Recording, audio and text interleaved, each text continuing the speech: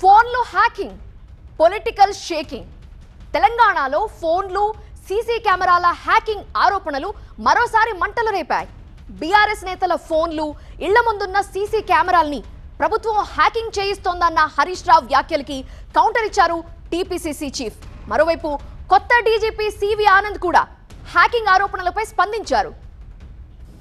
కొంతమంది ఐపీఎస్ అధికారులు ఇలా మా ఫోన్లు హ్యాక్ చేస్తా ఉన్నారు, మా ఇండ్ల ముందున్న సీసీ కెమెరాలు హ్యాక్ చేస్తా ఉన్నారు. బెంగళూరు నుంచి ప్రైవేట్ హ్యాకర్లను తీసుకొచ్చి వాళ్లకు డబ్బులు చెల్లించి హైదరాబాద్ కమాండ్ కంట్రోల్ రూమ్ లో వాళ్ళను పెట్టి ఇవాళ బీఆర్ఎస్ నాయకుల ఫోన్లు హ్యాక్ చేస్తున్నారు, మా ఇండ్ల ముందుండే సీసీ కెమెరాలు హ్యాక్ చేస్తా ఉన్నారు. BRS deputy floor leader Harish Rao చేసిన ఆరోపణలు సరికాదన్నారు టీపీసీసీ చీఫ్ మహేష్ కుమార్ గౌడ్. ఫోన్లు ట్యాపింగ్ చేయించే అలవాటున్నది బీఆర్ఎస్కే అన్నారు.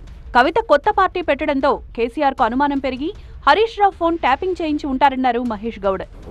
కవిత కుంపటి వేరు పెట్టుకుంది కాబట్టి అనుమానం వచ్చి కేసీఆరే ఆనాటి పాత పరికరాలు ఉపయోగించి హరీష్ రావు మీద ఏమైనా ఫోన్ ట్యాపింగ్ పెట్టాడేమో తెలుసుకోవాల్సిన బాధ్యత హరీష్ రావుదే. మాకు ఎవరు ఫోన్ ట్యాపింగ్ చేయాల్సిన అవసరం మాకు లేదు, ఆ సంస్కృతి మాది కాదు. మీరు గతంలో మా ఫోన్లు ట్యాప్ చేశారు. ఆనాడు పీసీసీ అధ్యక్షుడు ఇమాయి మాతో పాటు 900 చిల్లర వ్యక్తుల ఫోన్లు ట్యాప్ చేశారు.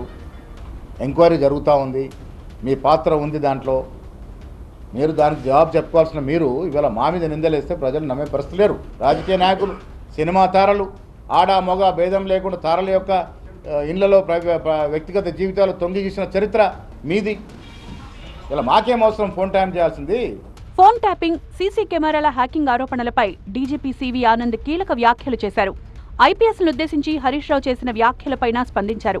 ఏదైనా సరే శృతి మించినప్పుడే తాము యాక్షన్లోకి వస్తామన్నారు సివి ఆనంద్. అందరికీ భావ స్వేచ్ఛ, భాష స్వేచ్ఛ, ఆలోచన స్వేచ్ఛ అన్నీ కూడా ఉన్నాయి.